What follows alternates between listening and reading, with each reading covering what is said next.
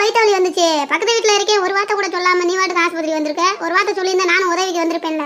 எதுக்குக்கா உங்களுக்கு தொந்தரவு? அதனால தான் நான் எங்கள் வீட்டுக்காரிட்டே சொல்லிட்டு சத்தம் இல்லாமல் வந்துட்டேன். சரி அதெல்லாம் இருக்கட்டும். அழகான பொம்பளை பிள்ளை பெற்று வச்சிருக்க, எதுக்கு சோகமாக உட்காந்துருக்க? எனக்கு அந்த நாட்டுக்குள்ளே ஒரு பொம்பளை பிள்ளை பெற்று அதை பாதுகாப்பாக வளர்த்து ஆளாக்க முடியல. நான் 2 பிள்ளைய பெற்று வச்சிருக்கேன். நான் என்ன செய்ய போறேன்னு தெரியலக்கா, ஒரே கவலையாக இருக்குது. இதே ஆம்பளை பிள்ளையா இருந்தால் நான் இந்த கவலையெல்லாம் பட தேவையில்லை. அடிப்போடி கூறாடவளே, உலகம் தெரியாமல் இருக்கா. இப்பெல்லாம் பொண்ணு கிடைக்காம எத்தனை பேர் திரியிறாங்க தெரியுமா? பொம்பளை பிள்ளைக்கு நகை நட்டு போட்டு வீடு வாசல் கொடுத்து கல்யாணம் பண்ணிட்டு போறாங்க. நீ என்ன இப்படி கவலைப்பட்டு உட்காந்துருக்க? என்னக்கா சொல்ற? நிஜமாவா? அவங்களே நகை போட்டு கல்யாணம் பண்ணிட்டு போறாங்களா? அடா ஆமாடி சுவீட்டி, நானும் பொம்பளை பிள்ளைய பெற்றுட்டேன்னு உனைய மாதிரி கவலைப்பட்டுக்கிட்டு தான் கிடந்தேன்.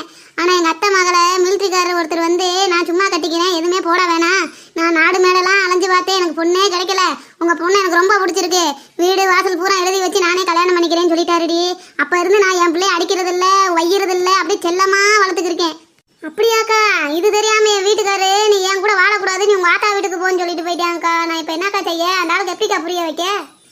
அட வீடு ஸ்வீட்டி, மாரிமுத்துக்கு நான் சொல்லி புரிய வச்சுக்கிறேன். அவன் அப்படித்தான் அப்படி இப்படி பேசுவேன், சொன்னா புரிஞ்சுக்கிருவேன். ஆம்பளை பிள்ளை என்னடி ஆம்பளை பிள்ளை கூட பிடிக்க போகுது? அதையும் 10 மாதம் சம்மந்து பெற்று ஆளாக்கி படிக்க வச்சு அதுக்கு சொத்து சேர்த்து அதையும் கல்யாணம் பண்ணி கொடுக்கத்தான் போகிறோம். பொம்பளை பிள்ளைக்கு அதை தான் செய்ய போகிறோம். பொம்பளை பிள்ளை ஆண்டவன் கொடுத்த பொக்கிஷம், அதை நம்ம பாதுகாத்து நல்லபடியாக ஆளாக்கி வளர்த்து அதுக்கு நல்ல வாழ்க்கையை நம்ம அமைச்சு கொடுக்கணும். இப்போல்லாம் பொம்பளை பிள்ளைகளை கல்யாணம் பண்ணி வைக்கிறது ரொம்ப ஈஸி. அதனால நீ கவலைப்படாத ஸ்வீட்டி, பிள்ளைகளை மட்டும் நல்லா வளர்த்து ஆளாக்கிரு. கிளி மாதிரி இருக்கு, ரெண்டும் கொத்திக்கிட்டு போயிடுவாங்க.